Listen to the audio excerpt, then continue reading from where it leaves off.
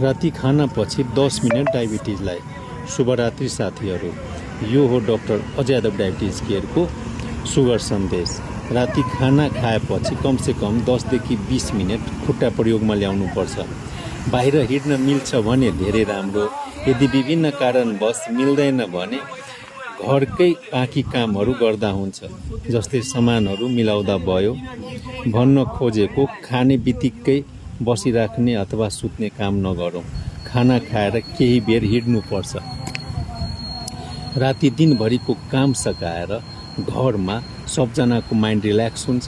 राति खानाको परिकारहरू पनि बढी पाक्छ र हामी खाना पनि बढी खान्छौँ र हिँडाइ कम गर्छौँ र बसेर टिभी मोबाइल हेर्न थाल्छौँ र दिनभरिको थकान हुन्छ र राति सुत्न जान्छौँ। त्यसैले सबभन्दा बढी स्वास्थ्यको लागि खतरनाक खाना रातिको खानालाई भन्छ, किनभने हामी खाना बढी र हिँडाइ अथवा शारीरिक गतिविधि कम गर्छौँ। सबभन्दा बढी शरीरबाट क्यालोरी अथवा सुगर चुस्ने भनेको खुट्टाको मासुहरू हो। त्यसैले खाना खाएर खुट्टालाई प्रयोगमा ल्याउनुपर्छ अनि सुगर नियन्त्रणमा हुन्छ। धन्यवाद।